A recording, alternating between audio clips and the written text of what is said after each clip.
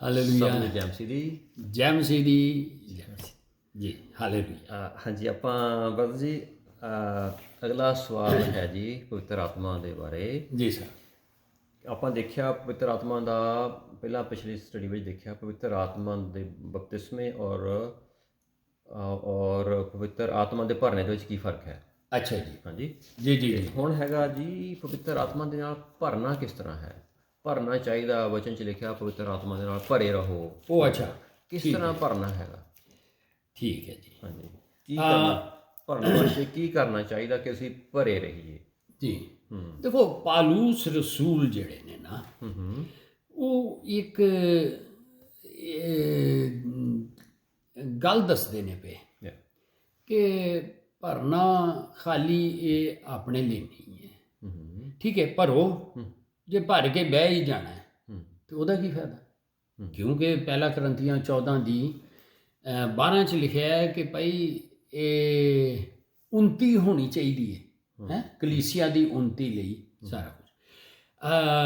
ਯਾਨੀ ਕਿ ਅਫਜ਼ੂਨੀ ਦੇ ਲਈ ਇਹ ਸਾਰਾ ਗੱਲਾਂ ਹੋ ਰਹੀਆਂ ਨੇ। ਯਾਨੀ ਜੋ ਸਾਨੂੰ ਅਸੀਂ ਕਰ ਰਹੇ ਹਾਂ ਉਹਦਾ ਫਾਇਦਾ ਮਤਲਬ ਚਰਚ ਨੂੰ ਹੋਣਾ ਚਾਹੀਦਾ। ਠੀਕ ਹੈ, ਇਹ ਇੱਕ ਗੱਲ ਹੈ। ਠੀਕ ਹੈ ਕਿ ਕੁਛ ਵੀ ਕਰੀਏ, ਠੀਕ ਹੈ, ਪੜ੍ਹ ਦਿਓ ਇੱਕ ਵਾਰੀ। ਚਲੋ ਪਹਿਲੀ ਤਾਂ ਇਹ ਦੇਖ ਲਈਏ ਕਿ ਭਰ ਕੇ ਕੀ ਕਰਨਾ, ਘਰ ਬੈਠੇ ਰਹਿਣਾ ਕਾਹਦਾ ਕਰਨਾ ਹੈ ਨਾ। ਜੇ ਘਰ ਹੀ ਬੈਠੇ ਰਹਿਣਾ ਉਹ ਤਾਂ ਆਪਣੇ ਲਈ ਹੈ। ਅਤੇ ਦਰਖਤ ਉੱਤੇ ਜਿਹੜਾ ਫਲ ਲੱਗਦਾ ਨਾ ਟਰੀ ਉੱਤੇ, ਉਹ ਉਹਦੇ ਲਈ ਨਹੀਂ ਹੁੰਦਾ, ਲੋਕਾਂ ਲਈ ਹੁੰਦਾ। ਸੋ ਇਸ ਲਈ ਇਹ ਦਰਖਤ ਜਿਹੜਾ ਨਾ, ਖੁਦਾ ਨੇ ਯਿਸੂ ਨੇ ਕਿਹਾ ਜਿਹੜਾ ਨਾ ਦਰਖਤ ਆਪਣੇ ਫਲਾਂ ਤੋਂ ਪਛਾਣਿਆ ਜਾਏਗਾ। ਸੋ ਇਹ ਚੀਜ਼ਾਂ ਜਦੋਂ ਹੁੰਦੀਆਂ ਨੇ ਤੇ ਉਹਦਾ ਉੱਨਤੀ ਕਲੀਸਿਆ ਨੂੰ ਹੋਣੀ ਚਾਹੀਦੀ। ਇੱਕ ਇਹ ਵਰਸ ਪੜ੍ਹ ਦਿਓ, ਫਿਰ ਇੱਥੋਂ ਬੇਸ ਬਣਾ ਕੇ ਅੱਗੇ ਚੱਲਦੇ ਹਾਂ। ਠੀਕ ਹੈ ਜੀ। ਆਪਾਂ ਪੜ੍ਹਦੇ ਜੀ ਪਹਿਲਾ ਕਰੰਥੀਆਂ 14 ਦੀ 12। ਤੇ ਸਵਾਲ ਇਹ ਵੇ ਕਿ ਪਾਕ ਨੂੰ ਨਾਲ ਕਿੰਜ ਭਰਿਆ, ਕਿਸ ਤਰ੍ਹਾਂ ਭਰਨਾ ਹੈ। ਪਹਿਲੇ ਇਹ ਬੇਸਿਕ ਕਰਕੇ ਤੇ ਫਿਰ ਅੱਗੇ ਚੱਲਦੇ ਹਾਂ। ਇਹਦੇ ਵਿੱਚ ਲਿਖਿਆ ਹੈਗਾ ਪਹਿਲਾ ਕਰੰਥੀਆਂ 14 ਦੀ 12, ਇਸੇ ਤਰ੍ਹਾਂ ਤੁਸੀਂ ਵੀ ਜਾਂ ਆਤਮਿਕ ਦਾਤਾਂ ਨੂੰ ਲੋਚਦੇ ਹੋ ਤਾਂ ਯਤਨ ਕਰੋ ਜੋ ਕਲੀਸਿਆ ਦੇ ਲਾਭ ਲਈ ਤੁਹਾਨੂੰ ਵਾਧਾ ਹੋਵੇ। ਹਾਂਜੀ, ਭਰਨਾ ਨਹੀਂ ਹੈਗਾ ਇਹਦੇ ਵਿੱਚ ਲਿਖਿਆ, ਆਤਮਿਕ ਦਾਤਾਂ ਬਾਰੇ ਲਿਖਿਆ ਹੈ। ਆਤਮਿਕ ਦਾਤਾਂ ਲਈ ਕਿ ਜੋ ਵੀ ਗੱਲ ਇਹ ਵੇ ਕਿ ਕਾਹਦੇ ਲਈ ਹੈ ਨਾ। ਸੋ ਭਰਨੇ ਤੇ ਆ ਜਾਂਦੇ ਹਾਂ। ਫਿਰ ਇੱਕ ਹੋਰ ਆਇਤ ਪੜ੍ਹ ਦਿਓ, ਜਿਹੜਾ ਅਬਰਾਨੀਓ 10 ਦੀ ਤੁਸੀਂ ਉਹਨੂੰ ਪੜ੍ਹ ਦਿਓ 5 ਆਇਤ ਦੇ ਵਿੱਚ। ਪਹਿਲੇ ਇਹ ਵੇਖ ਲਈਏ ਨਾ ਕਿ ਇਹ ਖਾਲੀ ਆਪਣੇ ਲਈ ਤੇ ਠੀਕ ਹੈ। ਇਹ ਸਿੱਖਾ ਵੀ ਦਾਤਾਂ ਆਤਮਾ ਕਿ ਕੰਮ ਹੋਵੇ, ਹਾਂ, ਮਤਲਬ ਉੱਨਤੀ ਹੋਵੇ ਜਾਂ ਜੀ। ਹਾਂਜੀ, ਇਬਰਾਨੀਆਂ 10 ਦੀ ਹਾਂਜੀ 25 ਦੇ ਵਿੱਚ ਹੌਲੇ ਹੌਲੇ ਆ ਰਹੇ ਹਾਂ।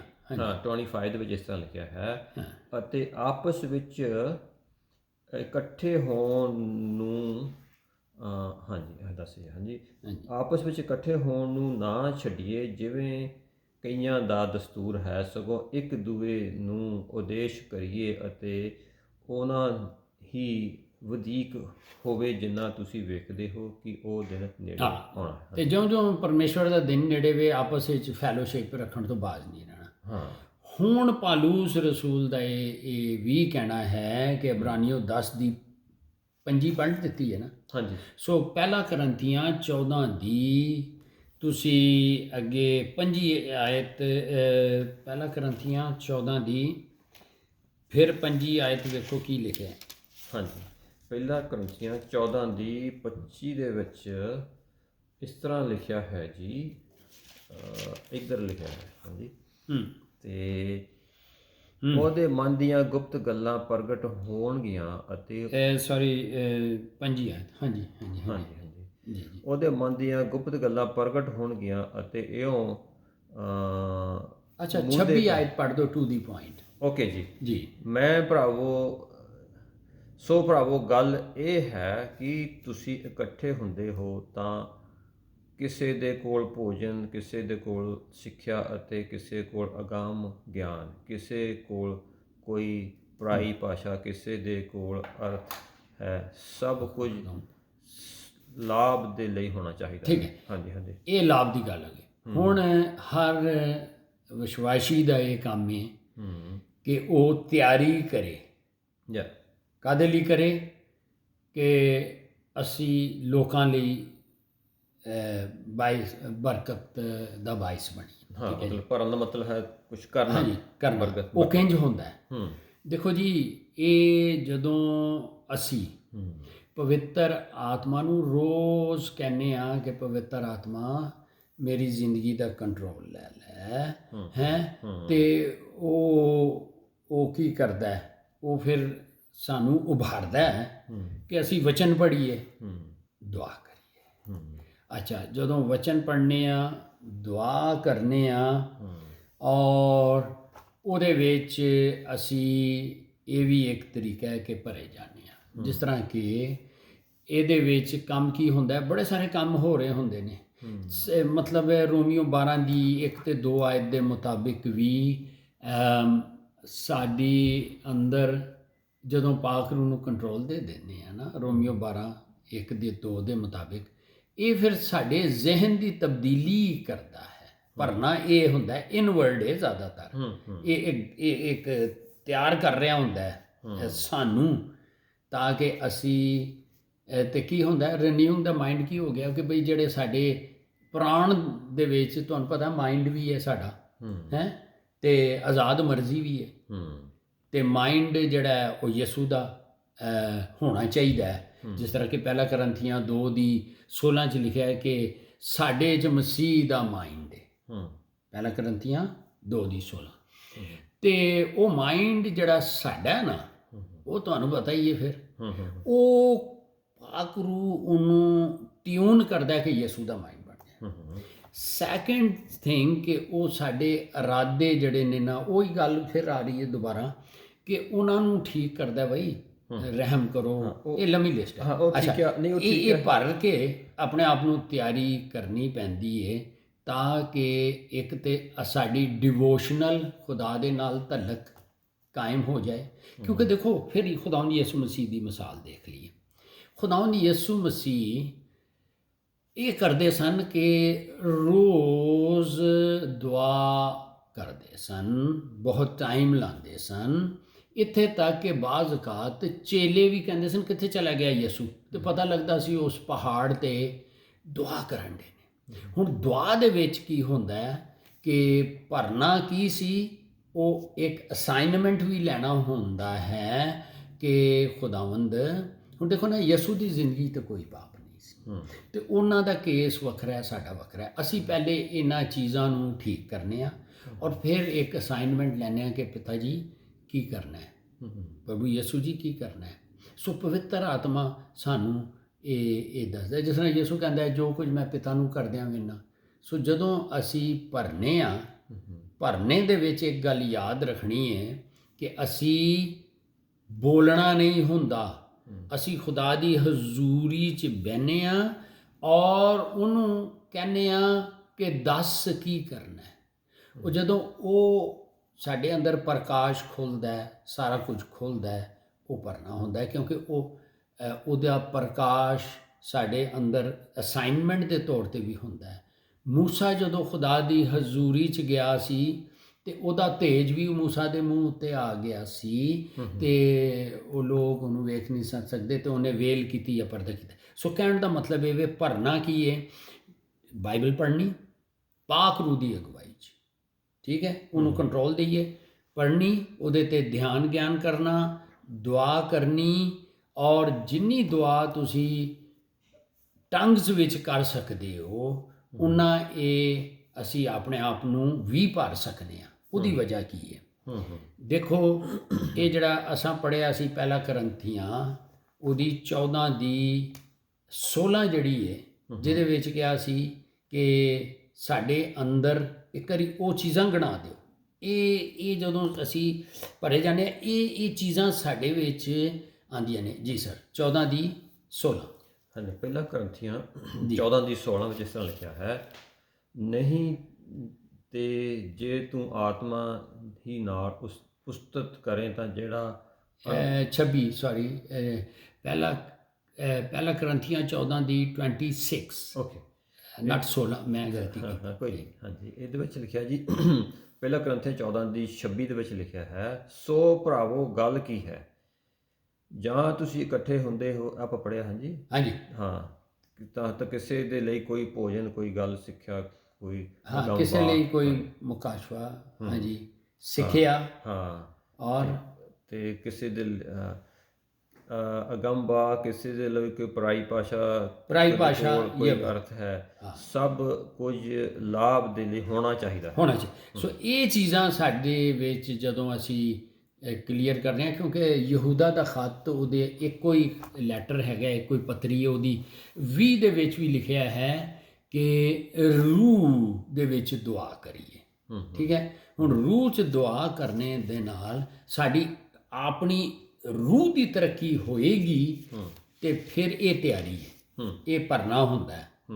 ਉੱਥੇ ਦੇਖੋ ਇਹ ਡਿਵੋਸ਼ਨਲ ਹੈ, ਜਦੋਂ ਅਸੀਂ ਆਪਣਾ ਵੱਖਰਾ ਟਾਈਮ ਖੁਦਾਵੰਦ ਨਾਲ ਲਾਉਂਦੇ ਹਾਂ ਤੇ ਸਾਡੀ ਰੂਹ ਦੀ ਤਰੱਕੀ ਹੁੰਦੀ ਹੈ, ਤੇ ਪਾਕ ਰੂਹ ਸਾਡੀ ਰੂਹ ਦੇ ਨਾਲ ਸਾਡੇ ਫਿਰ ਕੰਮ ਕਰਦਾ ਹੈ। ਦੇਖ ਲਓ ਹਾਂਜੀ ਜੀ, ਯਹੂਦਾ ਦਾ ਖੱਤ 20ਵੀਂ ਆਇਤ ਵਿੱਚ ਲਿਖਿਆ ਹੈ, ਪਰ ਤੁਸੀਂ ਇਹ ਪਿਆਰੋ ਆਪਣੇ ਆਪ ਨੂੰ ਆਪਣੀ ਅਤੇ ਪਵਿੱਤਰ ਨਿਸ਼ਚਾ ਉੱਤੇ ਉਸਾਰੀ ਜਾਓ ਅਤੇ ਪਵਿੱਤਰ ਆਤਮਾ ਵਿੱਚ ਪ੍ਰਾਰਥਨਾ ਕਰਦੇ ਹੋਏ। ਹਾਂਜੀ ਅੱਛਾ ਜੀ, ਹਾਂਜੀ, ਆਪਾਂ ਥੋੜਾ ਜਿਹਾ ਹੋਰ ਆਪਾਂ ਥੋੜੇ ਕਲੀਅਰ ਕਰਕੇ ਪੁਆਇੰਟ ਲਿਖ ਲਈਏ ਜੀ। ਠੀਕ ਹੈ, ਹਾਂਜੀ, ਪਹਿਲੀ ਗੱਲ ਤਾਂ ਹੈਗੀ ਜੀ, ਸਾਡੇ ਜਿਹੜਾ ਆਪਣੇ ਅੰਦਰ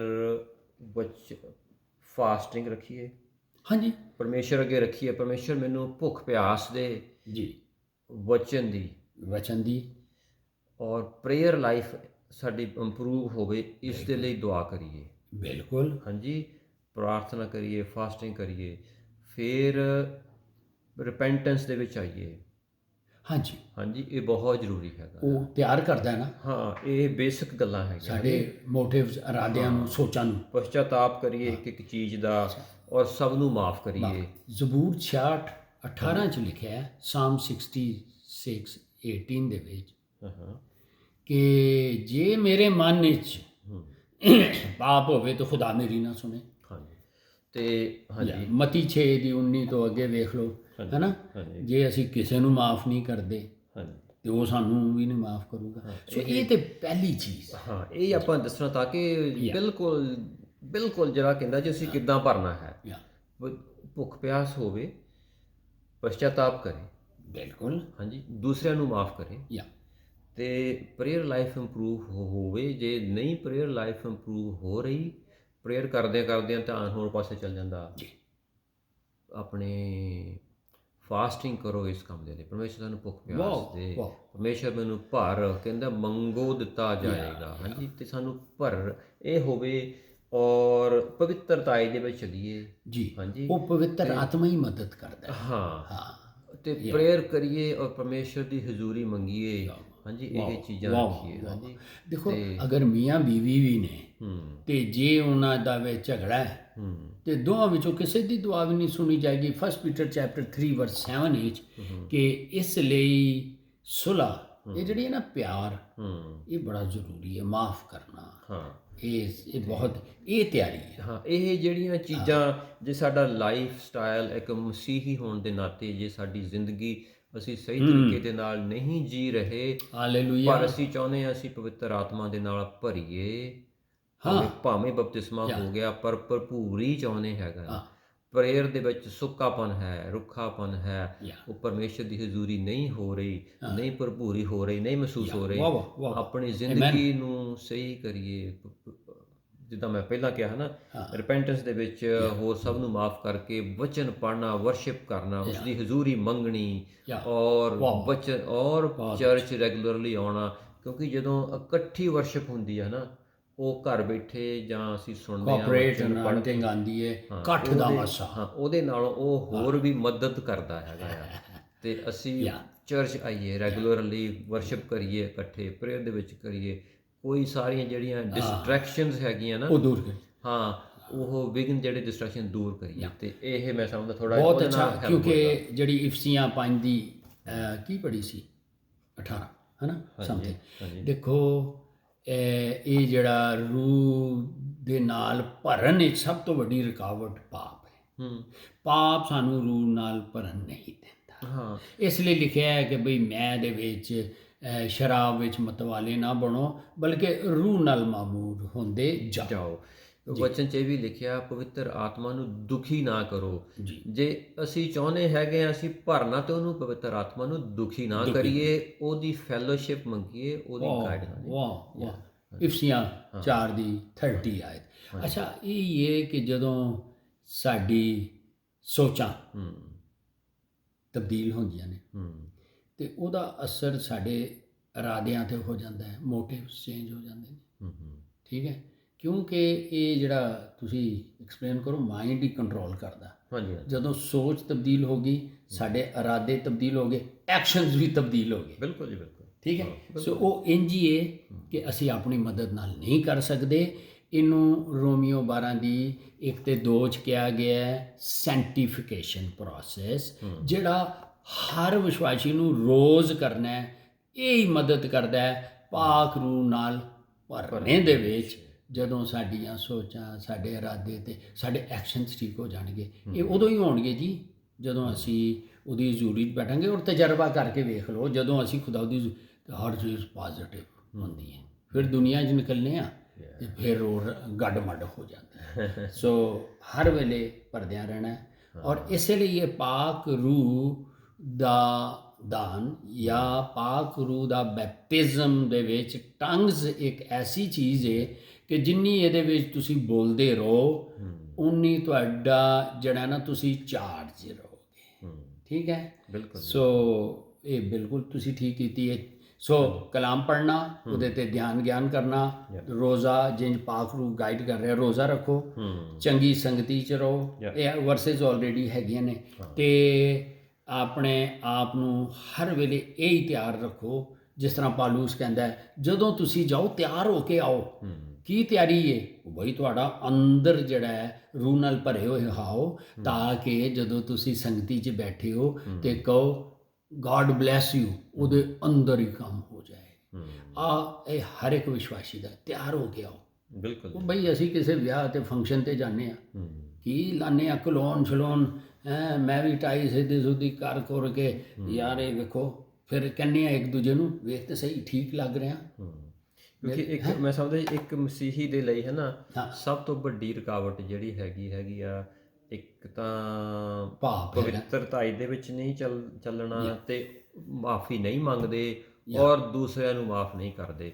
ਦੂਸਰਿਆਂ ਨੂੰ ਮਾਫ ਕਰਨਾ ਸਗਾ, ਦੂਸਰਿਆਂ ਦੇ ਲਈ ਬਰਕਤ ਮੰਗੋ। ਸਿਰਫ ਮਾਫੀ ਨਹੀਂ, ਉਹਨਾਂ ਨੂੰ ਮਾਫ ਹੀ ਨਹੀਂ ਕਰਨਾ, ਉਹਨਾਂ ਲਈ ਬਰਕਤ ਮੰਗੋ। ਹਾਂਜੀ, ਤੇ ਜਿਹੜੇ ਤੁਹਾਨੂੰ ਸਤਾਉਂਦੇ ਨੇ ਉਹਨਾਂ ਲਈ ਦੁਆ ਕਰੋ, ਜਿਹੜੇ ਤੁਹਾਡੇ ਤੇ ਸਰਾਪ ਘੱਲਦੇ ਨੇ ਉਹਨਾਂ ਨੂੰ ਬਰਕਤ ਦੇ। ਤਜਰਬਾ ਕਰਕੇ ਦੇਖੋ ਪਵਿੱਤਰ ਆਤਮਾ। ਇਹ ਤਾਂ ਹੀ ਹੁੰਦਾ ਹੈ ਨਾ ਜੀ ਕਿ ਸਾਡਾ ਅੰਦਰ ਜਿਹੜਾ ਹੈ ਉਹ ਕਲੀਅਰ ਹੋ ਜਾਂਦਾ ਹੈ। ਲੂਕਾ 9:23 ਦੇ ਵਿੱਚ ਗੱਲ ਵੱਧਦੀ ਜਾ ਰਹੀ ਹੈ, ਆਮ ਸੌਰੀ, ਕਿ ਯਿਸੂ ਕਹਿੰਦਾ, ਉਹਦੇ ਦੇਖੋ ਰਸੂਲ ਹੋਰ ਸਨ, ਚੇਲੇ ਵੀ ਹੋਰ ਸਨ। ਠੀਕ ਹੈ ਨਾ, ਤੁਹਾਨੂੰ ਪਤਾ। ਉਹ ਸਾਰਿਆਂ ਨੂੰ ਕਹਿੰਦਾ ਹੈ ਤੇ ਹੋਰਾਂ ਨੂੰ ਕਹਿੰਦਾ, ਹੁਣ ਜਿਹੜਾ ਮੇਰੇ ਪਿੱਛੇ ਆਉਣਾ ਚਾਹੇ। ਲੂਕਾ ਕੀ ਦੱਸਿਆ 9:23, ਸੰਤ ਲੂਕਾ ਹੈ ਨਾ, ਮੁਕੱਦਸ ਲੂਕਾ। ਉਹ ਕਹਿੰਦਾ ਹੈ, ਉਹਨੂੰ ਪਤਾ ਹੈ ਰੂਹ ਦਾ ਤੇ ਕੰਮ ਹੋ ਗਿਆ, ਹੁਣ ਇਹ ਜਿਹੜਾ ਪ੍ਰਾਣ ਤੇ ਸਰੀਰ ਦੇ ਕੰਮਾਂ ਲਈ ਕਹਿ ਰਿਹਾ ਕਿ ਆਪਣੀ ਖੁਦੀ ਤੋਂ, ਕੀ ਕਹਿੰਦੇ ਨੇ, ਡਿਨਾਈ ਕਰੋ, ਕੀ ਉਹਨੂੰ ਕਹਿ ਲਓ, ਆਪਣੇ ਆਪ ਨੂੰ ਮਾਰੋ। ਆਪਣੇ ਆਪ ਨੂੰ ਮਾਰਨਾ ਕੀ ਹੁੰਦਾ ਹੈ? ਆਪਣੇ ਆਪ ਦਾ ਸਵੈ ਕੀ ਕਹਿੰਦੇ, ਇਨਕਾਰ। ਉਹ ਇਹ ਹੁੰਦਾ ਨਾ, ਮੈਂ ਨਹੀਂ। ਤੇ ਉਹਦੇ 'ਚ ਕੀ ਹੁੰਦਾ ਹੈ? ਉਹਦੇ 'ਚ ਇਹ ਹੁੰਦਾ ਹੈ ਕਿ ਜਿੰਜ ਇੱਕ ਮਰਿਆ ਬੰਦਾ, ਉਹਨੂੰ ਠੁੱਡੇ ਮਾਰੋ, ਉਹਨੂੰ ਜੋ ਵੀ ਕਹੋ, ਮਤਲਬ ਕੋਈ ਘਮੰਡ ਨਾ ਹੋਵੇ, ਹਲੀਮ ਪਿਆਰ, ਜਿਹੜਾ ਯਿਸੂ ਸੀ। ਅੱਛਾ, ਉਹ ਹੋਵੇ ਤੇ ਇਹਦਾ ਅਸਰ ਫਿਰ ਪ੍ਰਾਣ ਜਿਹੜਾ ਸਾਡੇ ਸਰੀਰ ਨੂੰ ਕਾਬੂ ਕਰਦਾ ਹੈ। ਰੋਜ਼ ਸੂਲੀ ਚੁੱਕਣੀ ਹੈ। ਸੂਲੀ ਕੀ ਚੁੱਕਣੀ ਹੈ? ਮਤਲਬ ਇਹ ਤਾਂ ਨਹੀਂ ਨਾ ਹੁਣ ਸੂਲੀ ਬਣਾ ਕੇ, ਮਤਲਬ ਇਹ ਕਿ ਇਸ ਸਰੀਰਿਕ ਕੰਮਾਂ ਵਿੱਚ ਪਾਕ ਰੂਹ ਸਾਡੀ ਮਦਦ ਕਰਦਾ ਹੈ। ਤੇ ਚੇਲਿਆਂ ਦੇ ਕਰਤੱਵ 5:32 ਦੇ ਵਿੱਚ ਸਾਨੂੰ ਉਹਦਾ ਹੁਕਮ ਮੰਨਣਾ ਹੈ। ਠੀਕ ਹੈ। ਸੋ ਇਹ ਗੱਲ ਜਿਹੜੀ ਹੈ, ਇਹ ਇਸੇ ਤਰੀਕੇ ਨਾਲ ਅਸੀਂ ਪਾਕ ਰੂਹ ਦੀ ਪਾਕ ਰੂਹ ਇਸੇ ਲਈ ਦਿੱਤਾ ਗਿਆ ਜੀ, ਅਸੀਂ ਡਿੱਗਨੇ ਆ ਉੱਠਨੇ ਆ, ਉਹ ਸਾਡੀ ਮਦਦ ਕਰਦਾ ਹੈ। ਲੇਕਿਨ ਰੋਜ਼ ਉਹਨੂੰ ਉੱਠਦਿਆਂ ਹੀ ਕੰਟਰੋਲ ਦੇਣਾ ਚਾਹੀਦਾ।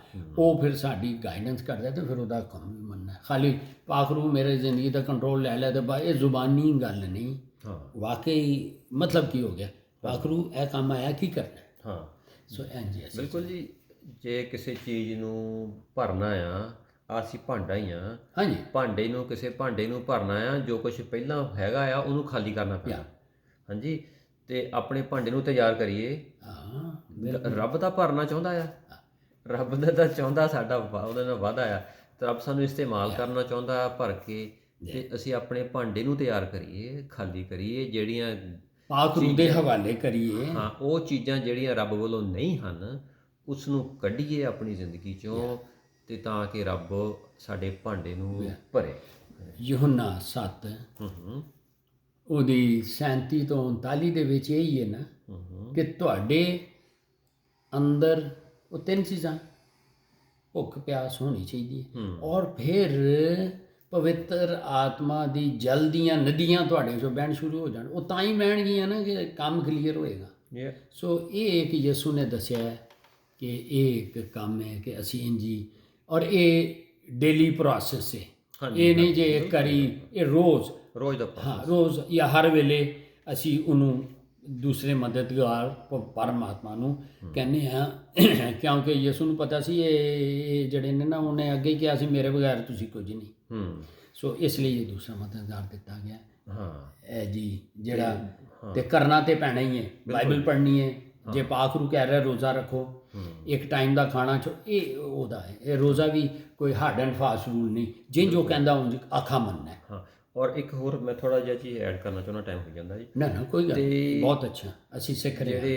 ਜਿਹੜੀ ਆਪਣੇ ਇਸ ਦੇ ਨਾਲ ਨਾਲ ਜਿੱਦਾਂ ਜਿਹੜਾ ਇਫਸੀਆਂ 6 ਦੇ ਵਿੱਚ ਹੈ ਨਾ, ਰੂਹਾਨੀ ਜੰਗ ਹੈਗਾ, ਰੂਹਾਨੀ ਸ਼ੈਤਾਨ ਦਾ ਰੂਹਾਨੀ ਜੰਗ ਇਸ ਲਈ ਹੈ, ਉਹ ਨਹੀਂ ਚਾਹੁੰਦਾ ਕਿ ਅਸੀਂ ਪਵਿੱਤਰ ਆਤਮਾ ਦੇ ਨਾਲ ਭਰੀਏ, ਰੱਬ ਦੇ ਲਈ ਕੁਝ ਕਰ ਸਕੀਏ। ਉਹ ਸ਼ੈਤਾਨ ਨਹੀਂ ਚਾਹੁੰਦਾ ਸਾਡੇ ਅੰਦਰੋਂ ਉਹ ਨਦੀਆਂ ਜੀਵਨ ਜਲ ਦੀਆਂ ਨਿਕਲਣ। ਹਾਂਜੀ, ਤੇ ਜਿਹੜਾ ਇਸੇ ਪਿੱਛੇ ਹੀ ਪਿਆ ਹੈਗਾ ਹਾਂਜੀ ਸ਼ੈਤਾਨ, ਉਹ ਸਾਨੂੰ ਰੂਹਾਨੀ ਤਰੱਕੀ ਦੇ ਵਿੱਚ ਰੁਕਾਵਟਾਂ ਖੜੀਆਂ ਕਰਨ ਦੀਆਂ ਕੋਸ਼ਿਸ਼ਾਂ ਕਰਦਾ।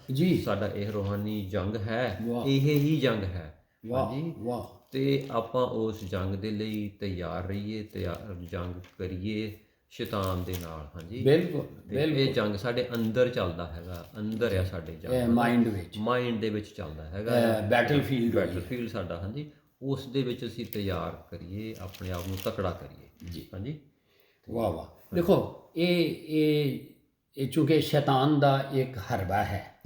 ਦੇਖੋ ਨਾ ਉਹਦੀ ਚਾਲ ਹੈ।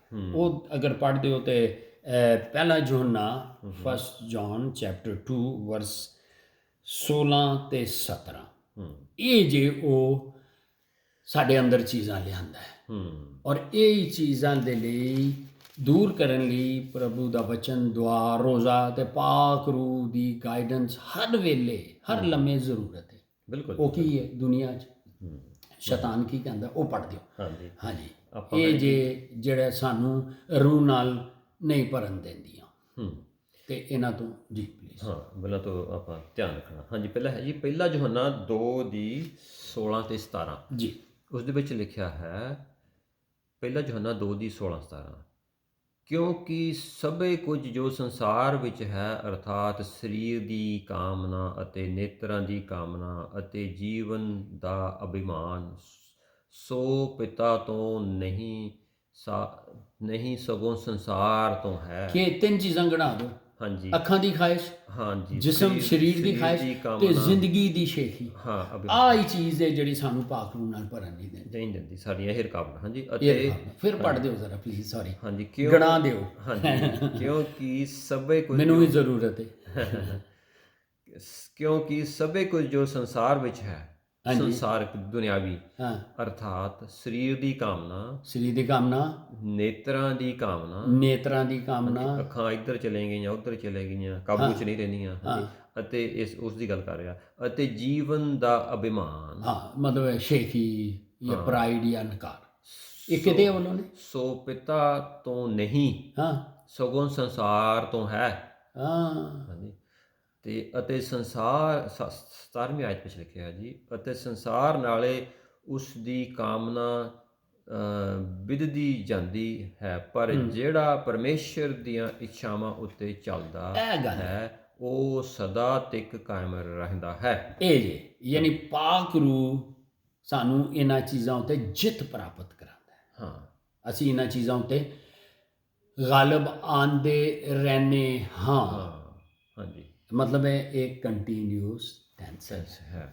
ਆਪਾਂ ਇੱਥੇ ਫਿਨਿਸ਼ ਕਰੀਏ ਜੀ, ਕੁਝ ਹੋਰ ਬਸ ਇਹੀ ਇਹੀ ਹੈ ਹੈ ਹਨਾ ਕਿ ਇਹਨਾਂ ਤੇ ਕਰਦੇ ਰਹੀਏ ਕਿ ਪਾਕ ਰੂਹ ਦੀ ਮਦਦ ਤੋਂ ਬਗੈਰ ਕੁਛ ਨਹੀਂ ਜੀ। ਇਹ ਰੂਹ ਨਾਲ ਭਰਨਾ, ਉਹ ਦੇਖੋ ਪਾਕ ਰੂਹ ਦਾ ਬਪਤਿਸਮਾ ਯਿਸੂ ਨੇ ਦੇਣਾ ਹੈ, ਰੂਹ ਨਾਲ ਭਰਨਾ ਜਿਹੜਾ ਹੈ ਉਹ ਪਾਕ ਰੂਹ ਦੇ ਨਾਲ ਦਾ ਇੱਕ ਕੰਮ ਹੈਗਾ ਜੇ ਅਸੀਂ ਉਹਨੂੰ ਇਜਾਜ਼ਤ ਦਈਏ। ਹਾਂ ਬਿਲਕੁਲ ਜੀ।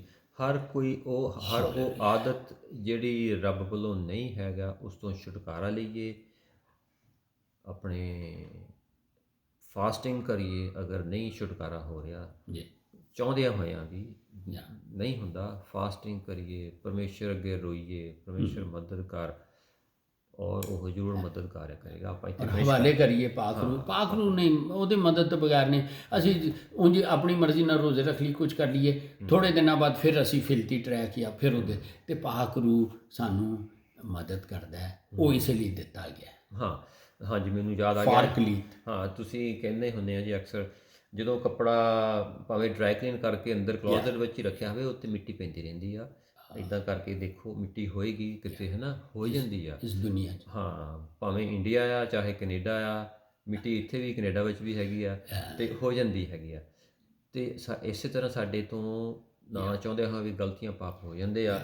ਪਰਮੇਸ਼ਰ ਤੋਂ ਮਾਫੀ ਮੰਗਣੀ ਆ, ਬਚਨ 'ਚ ਲਿਖਿਆ ਪਰਮੇਸ਼ਰ ਵਫਾਦਾਰ ਹੈ, ਉਹ ਮਾਫ ਕਰਦਾ ਹੈ। ਹਾਲੇਲੂਇਆ। ਹਾਂਜੀ ਇੱਕ ਚੀਜ਼ ਹੋਰ ਜੀ, ਇਹ ਬਾਜ਼ ਕਾ ਤਾਂ ਕਹਿੰਦੇ ਆ ਸਾਡੀ ਆਤਮਾ ਪਵਿੱਤਰ ਹੈ। ਚਲੋ ਦੂਸਰਾ ਕਰੰਥੀਆਂ 7 ਦੀ ਪਹਿਲੀ ਆਇਤ ਪੜ੍ਹ ਦਿਓ।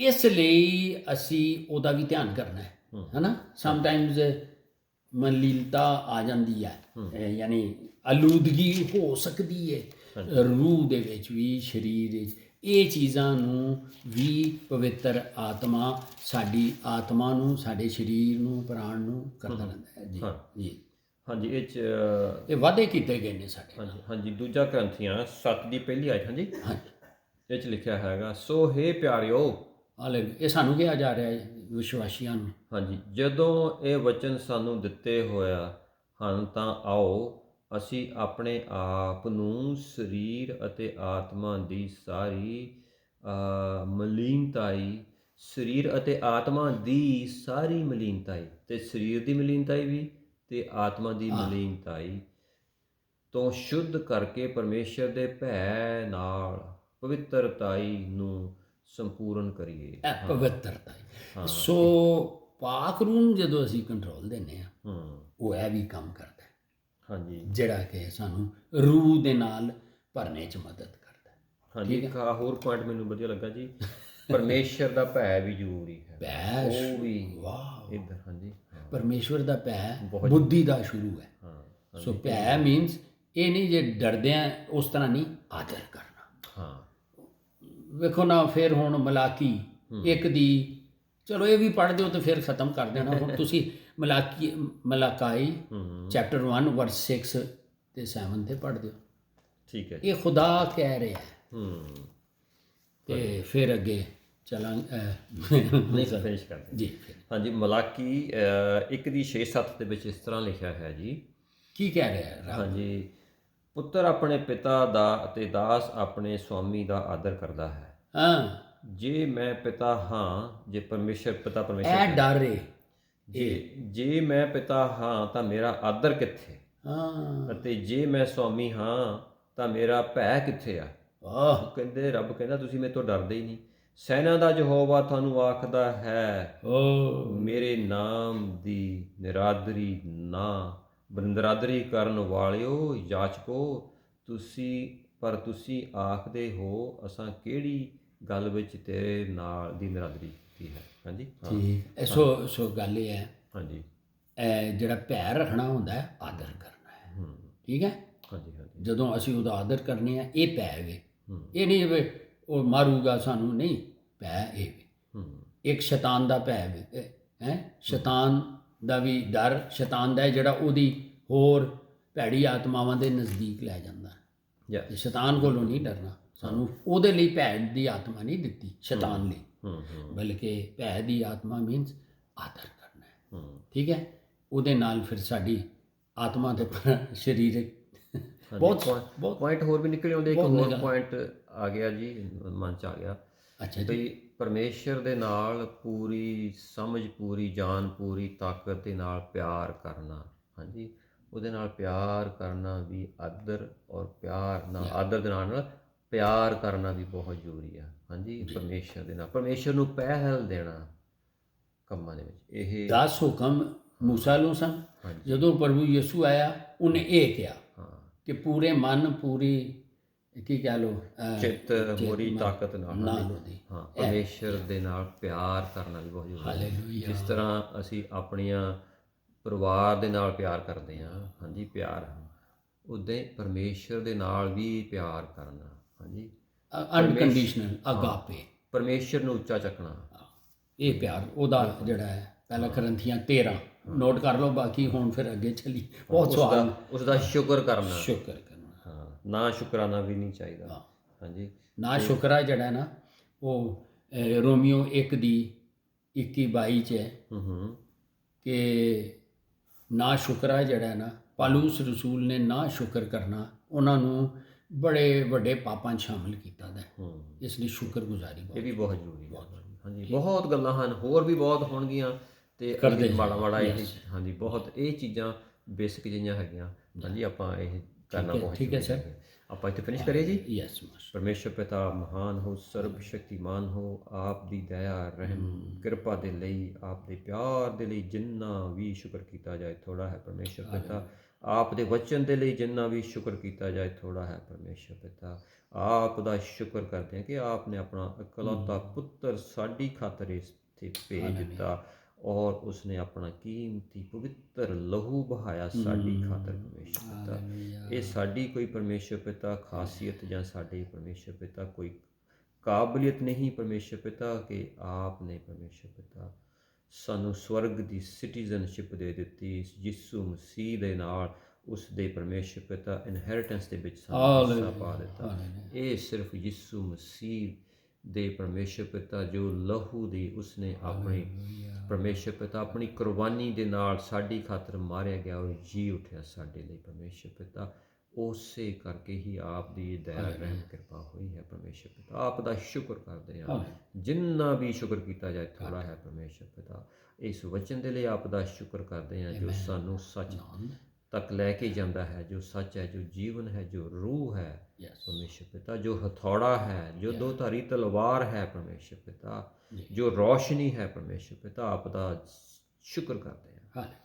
ਜੋ ਕੁਛ ਵੀ ਪੜ੍ਹਿਆ ਗਿਆ, ਸੁਣਿਆ ਗਿਆ, ਗੱਲਬਾਤ ਕੀਤੀ, ਜੋ ਵੀ ਪਰਮੇਸ਼ਰ ਪਿਤਾ ਜੋ ਆਪ ਵੱਲੋਂ ਹੈ, ਪਵਿੱਤਰ ਆਤਮਾ ਵੱਲੋਂ ਹੈ, ਉਹ ਸਭ ਕੁਝ ਸਾਡੇ ਅੰਦਰ ਵਸ ਜਾਏ। ਪਰਮੇਸ਼ਰ ਪਿਤਾ, ਉਹ ਸਾਰੇ ਵਚਨ ਨੂੰ, ਇਸ ਸਾਰੇ ਵਚਨ ਨੂੰ ਯਿਸੂ ਮਸੀਹ ਦੇ ਪਵਿੱਤਰ ਲਹੂ ਵਿੱਚ ਢੱਕਦੇ ਹਾਂ ਤਾਂ ਕਿ ਚੋਰ ਚੋਰੀ ਨਾ ਕਰ ਸਕੇ। ਪਰਮੇਸ਼ਰ ਪਿਤਾ, ਔਰ ਜੋ ਵੀ ਇਸ ਨੂੰ ਸੁਣੇ ਬਰਕਤ ਪਾਵੇ, ਔਰ ਪਵਿੱਤਰ ਆਤਮਾ ਦੇ ਨਾਲ ਭਰਪੂਰੀ ਪਵਿੱਤਰ ਆਤਮਾ ਦੀ ਸੰਗਤੀ ਦੇ ਵਿੱਚ ਚੱਲੇ। ਪਰਮੇਸ਼ਰ ਪਿਤਾ, ਆਪ ਦੇ ਹੋਰ ਕਰੀਬ ਆ ਜਾਏ, ਅਸੀਂ ਆਪ ਨੂੰ ਹੋਰ ਜਾਣ ਲਈਏ, ਆਪ ਦੇ ਨਾਲ ਰਿਸ਼ਤਾ ਹੋਰ ਮਜ਼ਬੂਤ ਹੋ ਜਾਏ। ਪਰਮੇਸ਼ਰ ਪਿਤਾ, ਆਪ ਦੀ ਦਇਆ, ਰਹਿਮ, ਕਿਰਪਾ ਦੇ ਵਿੱਚ ਹੋਰ ਅਸੀਂ ਵੱਧਦੇ ਜਾਈਏ। ਪਰਮੇਸ਼ਰ ਪਿਤਾ, ਔਰ ਆਪ ਦੀ ਹਜ਼ੂਰੀ ਸਾਡੇ ਨਾਲ ਹੋਵੇ, ਅਸੀਂ ਜਿੱਥੇ ਵੀ ਜਾਈਏ ਆਪ ਦੀ ਹਜ਼ੂਰੀ ਨਾਲ ਹੋਵੇ। ਪਰਮੇਸ਼ਰ ਪਿਤਾ, ਜੋ ਕੁਛ ਵੀ ਅਸੀਂ ਬੋਲੀਏ, ਜੋ ਕੁਛ ਵੀ ਪਰਮੇਸ਼ਰ ਪਿਤਾ ਅਸੀਂ ਸੋਚੀਏ, ਉਹ ਆਪ ਨੂੰ ਚੰਗਾ ਲੱਗੇ। ਪਰਮੇਸ਼ਰ ਪਿਤਾ, ਜਦੋਂ ਅਸੀਂ ਕਿਸੇ ਨਾਲ ਗੱਲਬਾਤ ਕਰੀਏ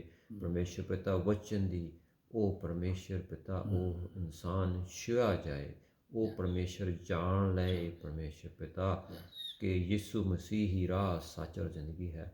ਉਹਨਾਂ ਨੂੰ ਪਤਾ ਲੱਗ ਜਾਏ ਜਿਹਦਾ ਜਾਗਦਾ ਪਰਮੇਸ਼ਰ ਕੌਣ ਹੈ। ਪਰਮੇਸ਼ਰ ਪਿਤਾ, ਸਾਡੇ ਬੋਲਾਂ ਦੇ ਵਿੱਚ ਪਰਮੇਸ਼ਰ ਪਿਤਾ ਆਪ ਦੀ ਪਰਮੇਸ਼ਰ ਪਿਤਾ ਹਜ਼ੂਰੀ ਹੋਵੇ, ਪਵਿੱਤਰ ਆਤਮਾ ਦੀ ਸ਼ਕਤੀ ਹੋਵੇ ਜਦੋਂ ਅਸੀਂ ਵਚਨ ਬੋਲਦੇ ਹਾਂ। ਪਰਮੇਸ਼ਰ ਪਿਤਾ, ਸ਼ੁਕਰ ਕਰਦੇ ਹਾਂ ਆਪ ਦੇ ਇਸ ਪਿਆਰ ਦੇ ਲਈ, ਇਸ ਵਫਾਦਾਰੀ ਦੇ ਲਈ, ਔਰ ਇਹ ਸਭ ਕੁਝ ਮੰਗਦੇ ਹਾਂ ਆਪ ਦੇ ਇਕਲੌਤੇ ਪੁੱਤਰ ਸਾਡੇ ਮੁਕਤੀਦਾਤਾ ਯਿਸੂ ਮਸੀਹ ਦੇ ਨਾਮ ਦੇ ਵਿੱਚ। ਆਮੀਨ। Thank you Lord.